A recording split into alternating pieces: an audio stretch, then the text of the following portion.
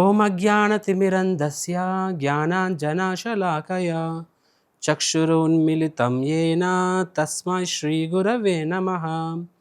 నమో ఓం విష్ణుపాదాయ కృష్ణప్రేష్ఠాయ భూతలే శ్రీమతే భక్తివేదాంత స్వామిన్ ఇతి నామినే.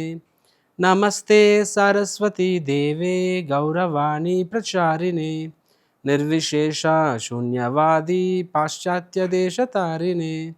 జయ శ్రీ కృష్ణ చైతన్య ప్రభు నిత్యానంద శ్రీ అద్వైత గదాధర శ్రీవాసాది గౌరభక్తవృంద. హరే కృష్ణ కృష్ణ కృష్ణ హరే హరే, హరే రామ రామ రామ హరే హరే.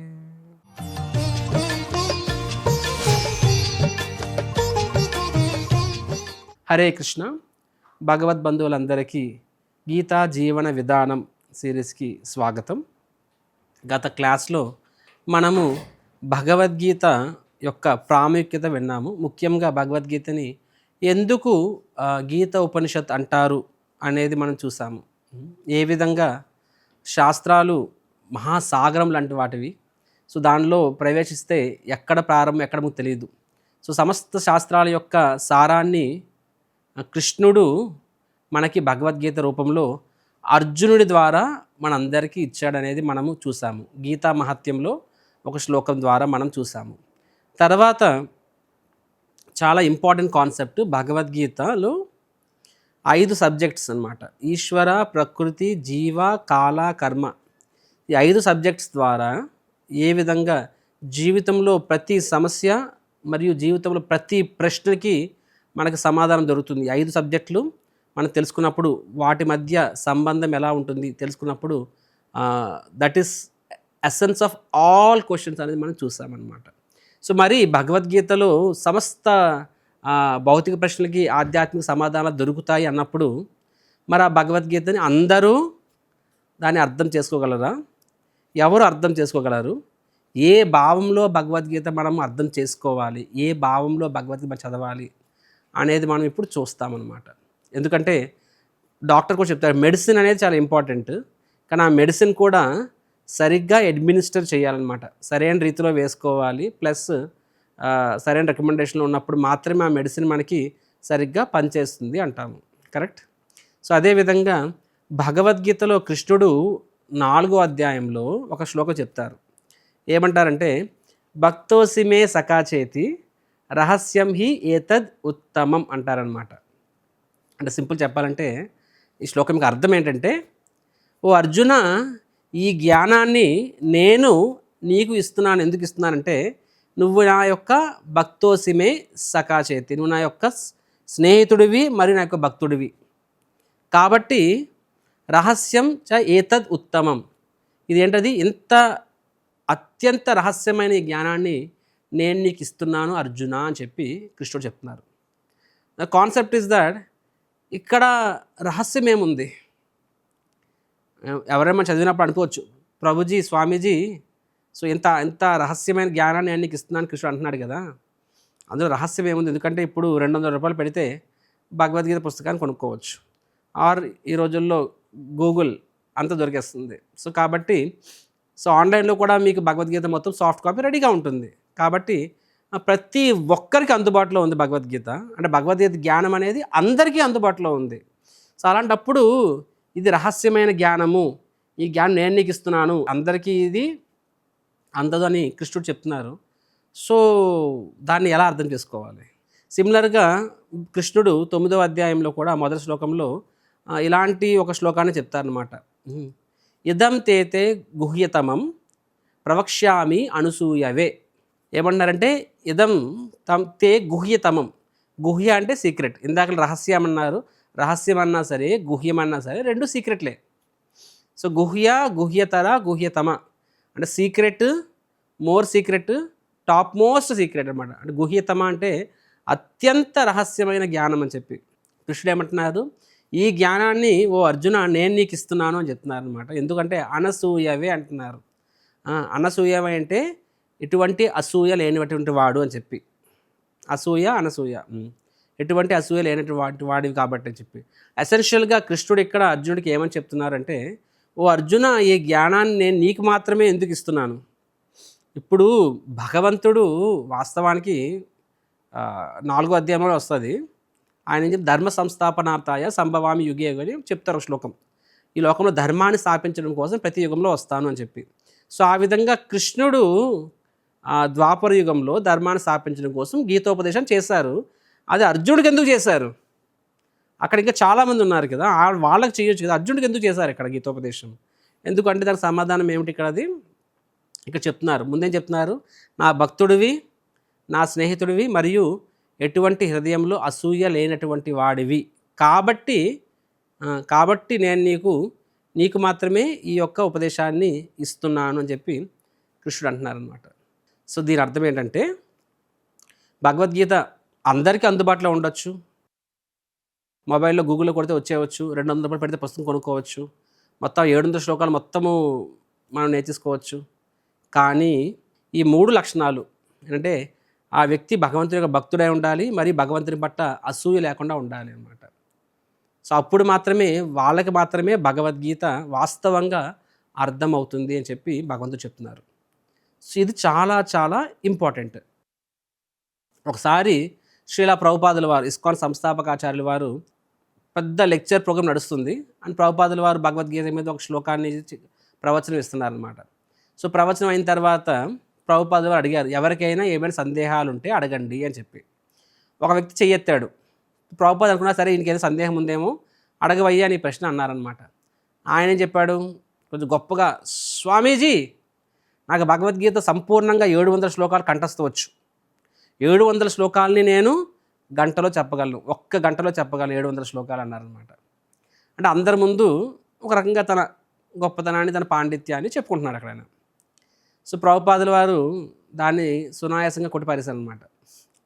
ప్రభుపాద ఏమంటే, అచ్చా అవునా, సో 700 శ్లోకాలని ఒక గంటలో చెప్పేయగలవా అంటే చెప్పేయగలను అన్నారు. సరే 700 శ్లోకాలలో ఒక్క శ్లోకాన్నైనా సరే ఒక్క నిమిషమైనా పాటించగలవా అని అడిగారనమాట. దానికి ఆ వ్యక్తి సైలెంట్ అయిపోయారు. సో ఎస్, భగవద్గీత శ్లోకాన్ని కంఠస్థ చేయడం అనేది మంచిదే, చాలా ముఖ్యమే. కానీ భగవద్గీత ముఖ్య ఉద్దేశం ఏంటంటే, దాన్ని మనము మన జీవితంలో దాన్ని మనం అన్వయించుకోవాలి, దాన్ని మనం అప్లై చేయాలన్నమాట, పాటించాలి. అలా పాటించాలంటే ఆ జ్ఞానం సవిజ్ఞానం. ఆ జ్ఞానం అంటే థియరీ, నాలెడ్జ్. విజ్ఞానం అంటే అది సాక్షాత్కారం అనమాట. సో కాబట్టి ఆ నాలెడ్జ్ అనేది రియలైజేషన్ అవ్వాలి అంటే ఎప్పుడవుతుంది? దానికి భగవంతుని యొక్క ఆశీస్సులు ఉంటేనే అవుతుంది. ఆ భగవంతుని యొక్క ఆశీస్సులు అంటే భగవద్గీత చదివినంత మాత్రాన నీకు భగవద్గీత నీకు ఉపయోగపడాలి అంటే భగవంతుని చదివినప్పుడు భగవంతుని ఆశీస్సులు కూడా ఉండాలి. అండ్ ఆ భగవంతుని యొక్క ఆశీస్సులు ఉండాలి అంటే మన యొక్క సరైన భావనలో మనం చదివినప్పుడు మాత్రమే మనం అర్థం చేసుకుంటాం. ఒక చిన్న ఉదాహరణ చెప్తాను. ఒకసారి ఒక పెద్ద ఆయన కొన్ని పావురాల్ని పెంచుకునేవాడు అనమాట. సో పెంచుకున్నప్పుడు ఆయన తన ఇంట్లో పెంచుకునేవాడు. ఒకసారి బయట వదిలినప్పుడు చెప్తాడు, ఏమంటాడంటే, చిలకలు అనుకుందాం, పావురా చిలకలు అనుకుందాము. సో ఆ చిలకలకి చెప్తాడు అన్నమాట. ఏమని చెప్తారంటే, చూడు బయటకు వెళ్తున్నాను నేను, సో కానీ జాగ్రత్త, ఎందుకంటే వేటగాడు వస్తాడు, వచ్చి ఏం చేస్తాడు, నూకలు జల్లి తర్వాత వలేస్తాడు, మీరు ఆ నూకలకి ఆశపడి వలలో ఇరుక్కోవద్దు అని చెప్తారు. రామచిలకలు ఏమంటే సరే అండి అంటాయి అనమాట. ఏది ఒకసారి చెప్పండి అంటే వాళ్ళు చెప్తాయన్నమాట, వేటగాడు వస్తాడు, కరెక్ట్, నెక్స్ట్ నూకలు జల్లుతాడు, కరెక్ట్, నెక్స్ట్ వల వేస్తాడు, కరెక్ట్, చిక్కుకోవద్దు, కరెక్ట్. సో అన్ని చిలకలు కలిసికట్టుగా చెప్తాయి వేటగా. అప్పుడు ఆయన ఏమంటాడంటే, యజమాని చూడు నేను గంటపైకి వస్తాను, కాబట్టి మీరు కంటిన్యూస్గా మీలో మీరు చెప్పుకుంటూ ఉండండి. ఏమని? వేటగాడు వస్తాడు, నూకలు జల్లుతాడు, వల వేస్తాడు, చిక్కుకోవద్దని చెప్పి కంటిన్యూ చెప్పుకోండి, సోదరు మీరు మర్చిపోరు అంటే, సరేనండి అన్నీ తల ఊపుతాయి అన్నమాట చిలకలన్నీ. లాస్ట్కి ఏమవుతుంది, అలాగనే కాసేపు వేటగాడు వస్తాడు, చిలకలు చూస్తున్నాయి అంటే వేటగాడు వచ్చాడు, నెక్స్ట్ ఏమన్నాయి అవి, నూకలు జల్లుతాడు, జల్లాడు ఆయన, తర్వాత ఏమన్నాయి, వలేస్తాడు, నిజంగా వలేసాడు, చిక్కుకోవద్దు అనుకుని అన్నాయి. అనిన తర్వాత ఏం చేస్తే మళ్ళీ అన్నీ వచ్చి మళ్ళీ నౌకల కోసము తినడం మొదలెట్టాయి. వాళ్ళలో చిక్కున్నాయి అనమాట. వేటగాడు అన్నీ పట్టుకెళ్ళిపోయాడు. చెప్పేది ఏంటంటే చాలాసార్లు అంటే చిలక అంటే ఏంటది చిలక పలుకు అంటారు కదా, అంటే అది మాట్లాడుతుంది. వేటగాడు వస్తాడు, నూకలు జల్లుతాడు, వలేస్తాడు, చిక్కుకోవద్దని చెప్పి మాట్లాడుతున్నది. కానీ వాస్తవానికి ఆ మాటల అర్థం నాకు తెలియట్లేదు. అందుకే కంటిన్యూస్గా చెప్పుకున్నా సరే నిజంగా వేటగాడు వచ్చినప్పుడు ఆ జ్ఞానం అనేది వాటికి ఉపయోగపడలేదు అక్కడ. అది సిమిలర్లీ చాలాసార్లు భగవద్గీత అనేది దాన్ని ఒక అద్భుతమైన గ్రంథము, చాలా ఇంటలెక్చువల్గా ఫిలాసాఫికల్ ట్రిటైస్ ఇంగ్లీష్లో అంటారనమాట. ఫిలాసాఫికల్ ట్రిటైస్ అంటే అదొక చాలా సూపర్ నాలెడ్జ్ ఉంది కాబట్టి నేను చదువుతాను, నేను తెలుసుకుంటానని చెప్పి. సో కేవలము ఒక జిజ్ఞాసతోనో కుతూహలంతో చదివినప్పుడు అది జ్ఞానం కింద మిగిలిపోతుంది తప్ప వాస్తవంగా అది హృదయాంతరంలోకి వెళ్ళి మనలో పరివర్తన కానీ మనలో ఆ సాక్షాత్కారాలు కానీ ఇవ్వదు అది. సో అందుకనే భగవద్గీత తెలుసుకోవాలంటే ఫస్ట్ మన నుంచి ఇందాక కృష్ణుడు స్వయంగా చెప్తాడు. ఏమని చెప్తాడు? భక్తోసిమే సఖాచేతి అనసూయవే అని చెప్పాడు అనమాట. నా భక్తుడై ఉండాలి, రెండోది నా పట్ల అసూయ ఉండకూడదు అని చెప్పి. అంటే అనిపించచ్చు భగవంతుని పట్ల మనకు అసూయ ఏంటండి అనే ప్రశ్న మీకు రావచ్చు. కానీ వాస్తవానికి చాలామంది భగవద్గీత తీసుకుంటవచ్చు, చదువుతూ కూడా ఉండొచ్చు, కానీ వాళ్ళకి కనీస అవగాహన ఉండకపోవచ్చు. ఫస్ట్ అవగాహన ఏంటంటే చాలా ఇంపార్టెంట్. ఎందుకంటే చాలామంది భగవద్గీత మీద తమ భాష్యాన్ని కూడా రాస్తారు, కానీ వాళ్ళకి క్లారిటీ ఉంది. ఫస్ట్ ఏంటంటే మనకు తెలుసుకోవాలంటే భగవద్గీత అనేది వాస్తవంగా కృష్ణుడి చేత చెప్పబడింది. భగవద్గీత ప్రతి వాక్యం కూడా భగవంతుని యొక్క ముఖారవిందం నుంచి జాలువారిన అమృత కావ్యమే భగవద్గీత. మనం కన్విన్స్ అవ్వాలి డైరెక్ట్గా కృష్ణుడి ముఖారవిందం నుంచి వచ్చింది అని చెప్పి. Point number 1. పాయింట్ నెంబర్ 2, ఈ భగవద్గీత అనేది ఇదేమీ కాల్పనిక కథ కాదు. ఆంగ్లేయులు మన దేశాన్ని వదిలి వెళ్ళిన తర్వాత వాళ్ళు ఏమని చెప్పారు? మన శాస్త్రాలన్నింటినీ కూడా మన ఇండియన్ లిటరేచర్, స్పిరిచువల్ లిటరేచర్ని ఏమన్నారు? మైథాలజీ అని పదాన్ని వాడారనమాట. మైథాలజీ అంటే కాల్పనిక అని అర్థం. మిత్ అనే పదం నుంచి మైథాలజీ వస్తుంది. సో మిత్ అంటే కల్పన, మైథాలజీ అంటే కాల్పనిక అని చెప్పి. అంటే స్పైడర్ మ్యాన్, బ్యాట్మ్యాన్ ఇలాగ మనము హాలీవుడ్లో చాలా వస్తూ ఉంటాయి. సో అలాగే స్పైడర్ మ్యాన్, బ్యాట్మ్యాన్ లాగే హనుమాన్ కూడాను. అదేలా కాల్పనిక కథలు, మిక్కీ మౌస్, డొనాల్డ్ డక్, ఇవన్నీ కాల్పనిక కథలు ఎవడో తయారు చేశాడు. సిమిలర్గా వాళ్ళ దృష్టిలో కూడా మైథాలజీ, మన రాముడు కల్పన, మన కృష్ణుడు కల్పన. సో దురదృష్టం ఏంటంటే మన హిందూ ధర్మం అని చెప్పుకున్న మన ఈవెన్ భగవద్గీత శాస్త్రాల్లో కూడా చాలా దగ్గరలో మన గ్రంథాలని మైథాలజీ పదం వాడేస్తున్నారు, తెలుసునో తెలియకనో అని చెప్పి. ముందు మనం నమ్మాలంటే ఇది మన చరిత్ర, అంతేగాని ఇది కాల్పనిక గ్రంథం కాదు. సో భగవద్గీత అనేది నిజంగా జరిగింది. అండ్ అది కురుక్షేత్రం. ఆ కురుక్షేత్రం అనేది ఈ రోజు కూడా ఉంది. కురుక్షేత్రం అనేది వాస్తవం, మహాభారతం అనేది వాస్తవం, పాండవులు అనేది వాస్తవం, కృష్ణుడు అనేవాడు వాస్తవం. ఇవన్నీ కూడా వాస్తవాలు. ఇది మన చరిత్ర. ఫస్ట్ ఆఫ్ ఆల్ మనకి ఈ అవగాహన కంపల్సరీగా ఉండి తీరాలి. ఎందుకంటే కొంతమంది దుష్టులు భగవద్గీతని మీద భాష్యాలు రాశారు. మార్కెట్లో 500 పైచులకు మహాభారత కాపీస్ ఉన్నాయన్నమాట. అంటే డిఫరెంట్ వర్జన్స్. అందులో కొంతమంది కనీస అవగాహన లేకుండా కూడా భగవద్గీత మీద వాళ్ళ యొక్క అనువాదం రాశారనమాట. కొంతమంది ఏమని రాస్తారంటే దాని ఒక ఎలగారీ, కురుక్షేత్రం అంటే నీ శరీరమే, పంచపాండవులు అంటే నీ ఇంద్రియాలు, పంచపాండవులు నీ ఇంద్రియాలు, కృష్ణుడు పరమాత్మ, నువ్వంటే అర్జునుడు ఆత్మ. ఇలాగా ఆ కృష్ణుడు స్వయంగా చెప్తున్నాడు నేను భగవంతుని నాకు శరణం గారు అని చెప్పి. కానీ వీళ్ళు వాటిని వక్రీకరణ. సో అంటే వాళ్ళు వాస్తవ కృష్ణుడు అనే వ్యక్తి నిజంగా ఉన్నాడనే విషయాన్ని కూడా నమ్మట్లేదు. కృష్ణుడు అనే వ్యక్తి నిజంగా ఉన్నాడు అని మనం నమ్మనప్పుడు ఇంకా భగవద్గీత చదివి ఏమి లాభం? ఓకే, అయినా కొంత లాభం ఉండొచ్చు, కానీ అది ఎలాగంటే తేనె ఉంటుంది, తేనె నాలుక మీద వేసుకుంటేనే తప్ప రుచి, కానీ తేనె బాటిల్ బయట నుంచి నాకితే దానివల్ల ఏమి రుచి వస్తుందా? సో అదేవిధంగా ఫస్ట్ ఆఫ్ ఆల్ మనకి తెలియాల్సింది ఏంటంటే కృష్ణుడు అనేవాడు నిజమైన వ్యక్తి, భగవంతుడు. 5000 సంవత్సరాల కింద జరిగింది ఇది. అండ్ ద్వారక అనే నగరం ఈవెన్ సైన్స్ కూడా చెప్తుంది నిజంగా ఉంది, కృష్ణుడు అనే వ్యక్తి ఉన్నాడు అని చెప్పి ఈవెన్ సైన్స్ కూడా డిక్లేర్ చేస్తుంది. కురుక్షేత్రం మన కళ్ళతో చూడొచ్చే. కాబట్టి ఇది ఏది కల్పన కాదు. ఎందుకంటే మన శాస్త్రాల్ని కల్పన చెప్పిన తర్వాత మన రాముడు కల్పన అనుకున్నప్పుడు అప్పుడు ఆ రామాయణం నువ్వు ఎంత చదివినా సరే రాముడే కల్పన అన్నప్పుడు ఇంకా ఏముంది? ఇంకేం మిగిలింది? శరీరంలో ఆత్మను తీసేస్తే ఇంకా శరీరానికి ఏం లాభం? శరీరంలో ఆత్మ తీసి ఏం అదే విధంగా మన శాస్త్రాలు అనేవి, మన గ్రంథాలు అనేవి, అది వాస్తవంగా మన యొక్క అద్వితీయమైన చరిత్ర. అది మనకి భగవంతుడు స్వయంగా చేసిన లీలలు అవి. సో అది మనం ఆ అండర్స్టాండింగ్తో మనం చదివినప్పుడు అప్పుడు అంటే అప్పుడు నిజంగా మనకు అసూయ లేనట్టు అనమాట. కానీ కొంతమంది అసూయ భావంతో ఉన్నవాళ్ళు నో నో నో కృష్ణుడు నన్ను శరణగరం చెప్పాడు, సర్వధర్మ మామేకం శరణం వ్రజ, నాకే శరణం తీసుకోండి చెప్పారు. వీళ్ళేం రాస్తారంటే లేదు కృష్ణుడు అంటే కృష్ణుడు కాదు, కృష్ణుడు అంటే అక్కడ పరమాత్మ, అంటే నీకు నువ్వే శరణం తీసుకోవాలి, రకరకాల వక్రీకరణ అనమాట. అసూయ. అలాంటి వాళ్ళు యాక్చువల్గా అర్థం చేసుకోలేరు. రెండోది మనం కూడా అలాంటి గ్రంథాలు చదివి అర్థం చేసుకోలేమన్నమాట. So this is very very important. మన భగవద్గీతను చదువుతున్నప్పుడు భక్తి భావంతో చదవాలి.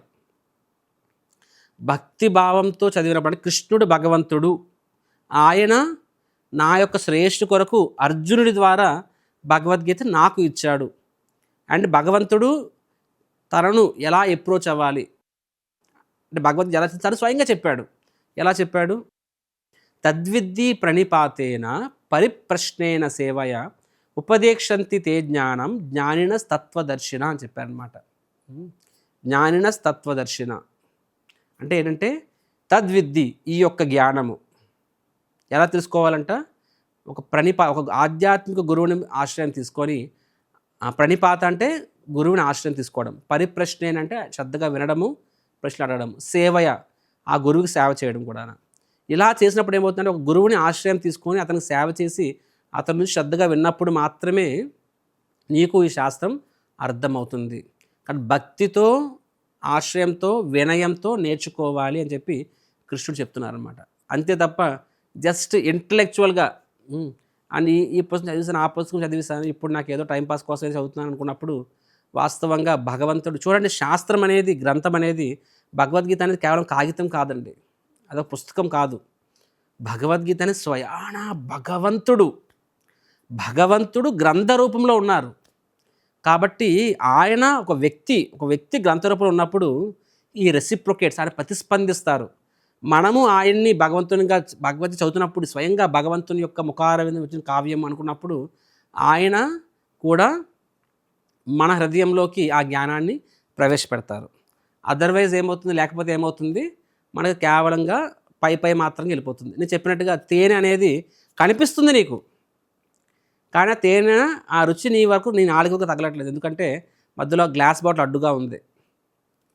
సో గ్లాస్ మీద ఎంత నాకినా సరే ఆ తేనె మన రుచి తెలియదు, నాలుక మీద వేసుకుంటేనే తెలుస్తుంది. అదేవిధంగా so this is the way it is. So కాబట్టి ఒక గురువుని ఆశ్రయం తీసుకొని భక్తి భావంతో భగవద్గీత చదవాలని చెప్పి కృష్ణుడు చెప్తారు. దీనికి సంబంధించి ఒక యథార్థ ఘటన చెప్తాను మీకు. దక్షిణ భారతంలో శ్రీరంగంలో శ్రీ చైతన్య మహాప్రభు అప్పుడు చతుర్మాసంలో అక్కడే ఉండేవారు. అప్పుడు ఆయన గమనించేవారు, ప్రతిరోజు ఆయన రంగనాథ స్వామి దర్శనం వెళ్ళినప్పుడు అక్కడ ఒక బ్రాహ్మణుడు ఉండేవాడండి. ఆ బ్రాహ్మణుడు భగవద్గీత చదువుతుండేవాడు ఆ ప్రాంగణంలో, శ్రీరంగం రంగనాథ స్వామి ప్రాంగణంలో అనమాట, మందిర ఆవరణలో. అక్కడ వెళ్ళిపోతున్న బ్రాహ్మణులందరూ ఆ బ్రాహ్మణుని చూసి నవ్వుకునేవారు అనమాట. ఎందుకు నవ్వుకునేవారంటే పాపం ఈయనకి యాక్చువల్గా సరిగ్గా చదవడం రాదు. సో ఆ భగవద్గీత శ్లోకాలు కూడా ఉచ్చరించలేకపోయేవాడు అనమాట, ఆయన చదువుకోలేదు.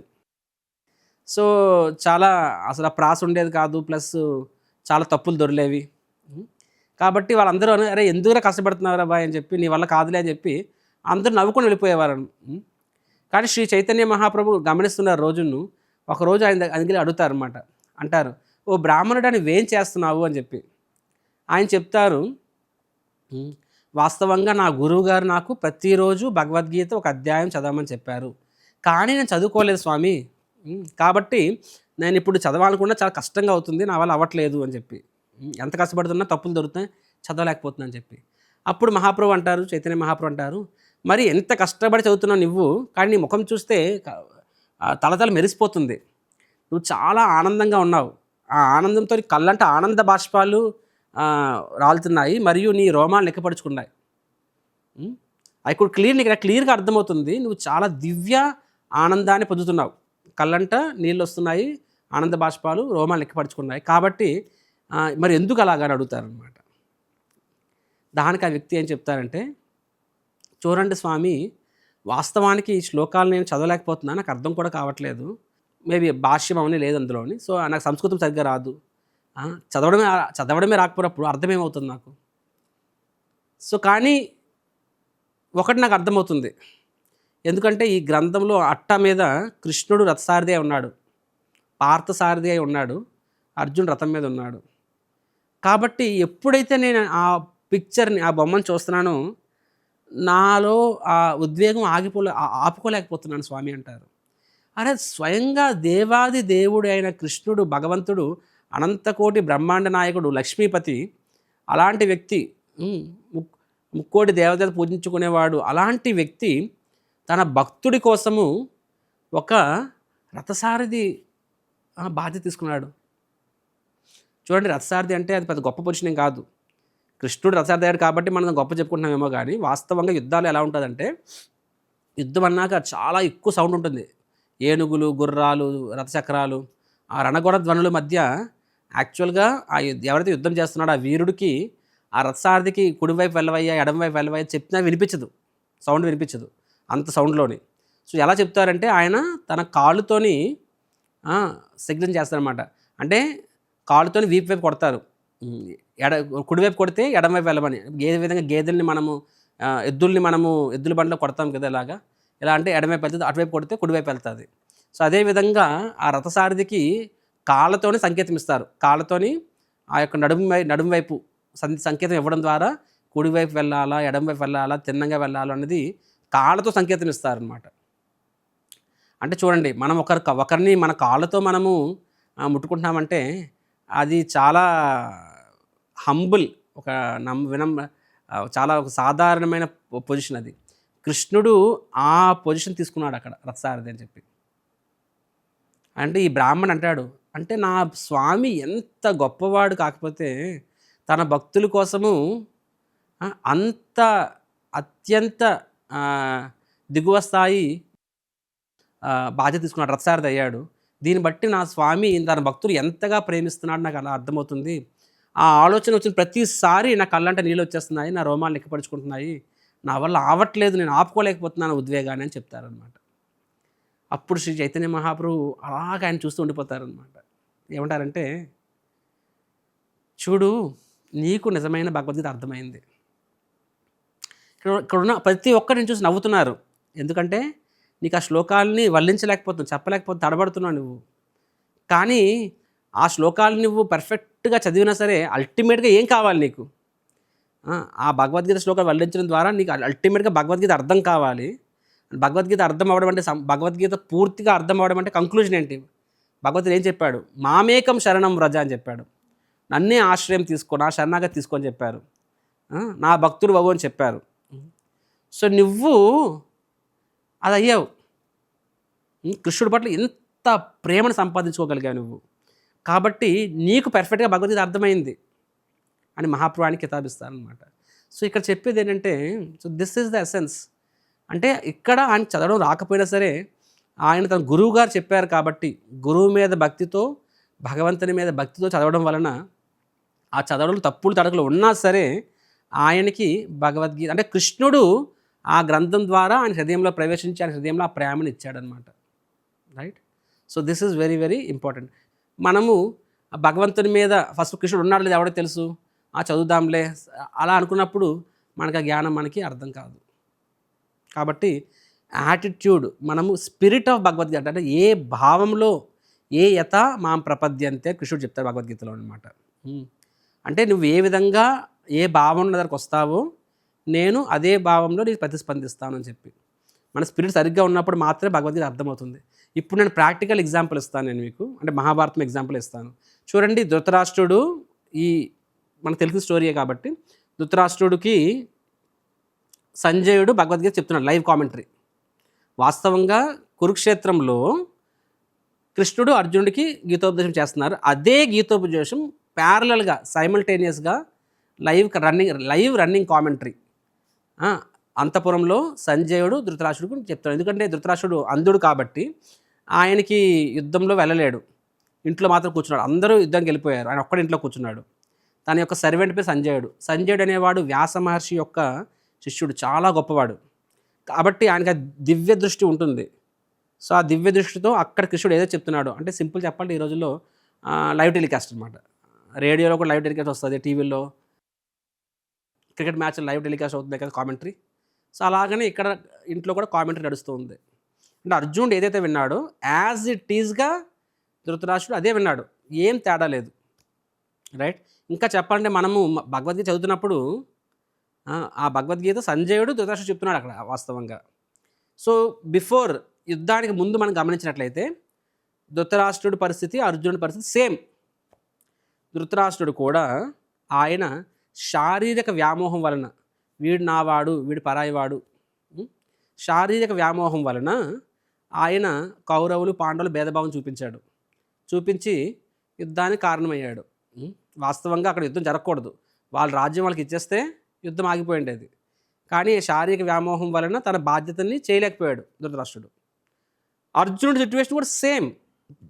ఆయనకు కూడా తన బాధ్యత ఏంటో, క్షత్రియుడికి తన బాధ్యత ఏంటంటే యుద్ధం చెయ్యాలి అక్కడ. ధృతరాష్ట్రుడు ఒక రాజుగా తన బాధ్యత ఏంటంటే తన ధర్మం పాటించి ఎవరి రాజ్యం వాళ్ళకి అప్పచెప్పిస్తుంటే అయిపోయింది. ఆయన తన బాధ్యత చేయలేదు. దేనివలన? పుత్ర వ్యామోహం వలన, రక్త సంబంధం వలన. అర్జునుడు సేమ్ స్టోరీ. ఆయన కూడా ఈ కుటుంబ బాంధవ్యాల వల్ల రక్త సంబంధం పుణ్యం అని చెప్పి తన క్షత్రియ ధర్మాన్ని, తన రాజధర్మాన్ని, భగవంతుని పట్ల తన ధర్మాన్ని విస్మరిస్తున్నాడు అక్కడ. సో ఇద్దరు పొజిషన్లు సేమే. అండ్ ఇక్కడ కృష్ణుడు సమాజ సొల్యూషన్ సేమ్ ఇస్తున్నాడు. అంటే ఇద్దరు పేషెంట్లు వచ్చారండి, సేమ్ జబ్బుతో వచ్చారండి, డాక్టర్ ఇద్దరికి సేమ్ మెడిసిన్ ఇచ్చాడండి, భగవద్గీత మెడిసిన్ పేరు. అండ్ మీరు గమనిస్తే భగవద్గీత మొత్తం అయిపోయిన తర్వాత అర్జునుడి విషయం ఏమైంది? కళ్ళు నీళ్ళు తెచ్చుకున్నాడు, లేచి నిల్చున్నాడు, యుద్ధం చేస్తాను కృష్ణ నువ్వు ఏం చెప్తే అది. అండ్ పూర్తిగా మారిపోయాడు అనమాట, పరివర్తన వచ్చింది. ధృతరాష్ట్రుడి విషయంలో ఏమైంది? మొత్తం యుద్ధం అంతా అయిన తర్వాత అప్పటికి సంజయుడు చెప్తాడు, అరే కృష్ణుడు అక్కడ ఉన్నాడు కాబట్టి ఖచ్చితంగా మీరు ఓడిపోతారని చెప్పి. అయినా ధృతరాష్ట్రుల్లో 1% కూడా మార్పు రాలేదు. 1% మార్పు రాలేదు అక్కడ ధృతరాష్ట్రుడికి. సో ఆయన కూడా 700 శ్లోకాలు మొత్తం విన్నాడు, మొత్తం ఆయన గుర్తుకుండిపోయినచ్చు కూడా. భగవద్గీత 700 శ్లోకాలు ఉంటాయి. సో అంటే ఒకరి జీవితంలో అది ఇన్ఫర్మేషన్గానే ఉండిపోయింది. ఎవరి జీవితంలో? ధృతరాష్ట్రుడి జీవితంలో. అర్జునుడి జీవితంలో ట్రాన్స్ఫర్మేషన్ కింద మారింది. సో ఇన్ఫర్మేషన్, ట్రాన్స్ఫర్మేషన్ చాలా తేడా ఉంది. ధృతరాష్ట్రుడు కేవలం ఇన్ఫర్మేషన్, అర్జునుడికి ట్రాన్స్ఫర్మేషన్. అంటే అర్జునుడిలో మార్పు వచ్చింది. ఎందుకు వచ్చిందంటే అర్జునుడు కృష్ణుడు ఏ విధంగా ఆశ్రయం తీసుకున్నాడు? ఒక గురువుగా ఆశ్రయం తీసుకున్నాడు. నాకు ఉపదేశించండి, నేను తప్పు చేస్తున్నాను, నాకు అర్థమవుతుంది నేను తప్పు చేస్తున్నాను, కానీ నేను దీని నుంచి బయటపడలేకపోతున్నాను, నాకు సహాయం చేయండి అని చెప్పి వినయంతో ఆశ్రయం తీసుకున్నాడు కృష్ణుని గురువు కింద. సో కృష్ణుడు ఆయనకి ఉపదేశం ఇచ్చాడు. కానీ ధృతరాష్ట్రుడి విషయంలో ఆయన కూడా వింటున్నాడు, శ్రద్ధగా వింటున్నాడు, కానీ దేనికోసము? మారాలి, నేర్చుకోవాలని కాదు, ఓ కృష్ణుడు ఏం ఐడియాలు ఇస్తున్నాడు నేను తెలుసుకోవాలని చెప్పి. So purely inquisitive. కాబట్టి ధృతరాష్ట్రుడి విషయంలో ఏమాత్రం మార్పు రాలేదు, అర్జునుడి విషయం అంత మార్పు వచ్చింది. కాబట్టి మై డియర్ ఫ్రెండ్స్, భగవద్గీత మనం నేర్చుకోవడం ముఖ్యమే, అది ఎప్రిషియేటింగ్, అంటే దాన్ని మెచ్చుకోదగ్గ విషయమే. కానీ అది కూడా మనము ఏ భావనలో నేర్చుకోవాలంటే వినయంతో నేర్చుకోవాలి, భక్తితో. కృష్ణుడు స్వయాన భగవంతుడు. నేను ఇప్పుడు ఏదైతే చదువుతున్నాను ఇది స్వయంగా భగవంతుని ముఖారవిందం నుంచి జాలువారిన అమృత వాక్యం అనే భావనలో, అనే శ్రద్ధతో, అనే ఒక గౌరవంతో, కృతజ్ఞతాపూర్వక భావంతో ఒక గురువుని ఆశ్రయం తీసుకుని నేర్చుకున్నప్పుడు అలాంటి వ్యక్తికి వాడు చదువుకున్న వాడైనా చదువుకోలేని వాడు, పండితుడైనా పామరుడైనా సరే, అగ్రవర్ణమైనా సరే, అధమ వర్ణమైనా సరే, ఎలాంటి వాళ్ళైనా సరే 100% మార్పు వస్తుంది. ఎందుకంటే భగవద్గీత స్వయాన కృష్ణుడు గ్రంథరూపం కాబట్టి ఆయన మన మనోభావం ప్రకారంగా మన మనస్సుని మారుస్తాడు. సో అందుకనే భక్తి భావంతో భగవద్గీత చదవాలి. హరే కృష్ణ హరే కృష్ణ కృష్ణ కృష్ణ హరే హరే, హరే రామ రామ రామ హరే హరే. శ్రీమద్ భగవద్గీత కీ జై.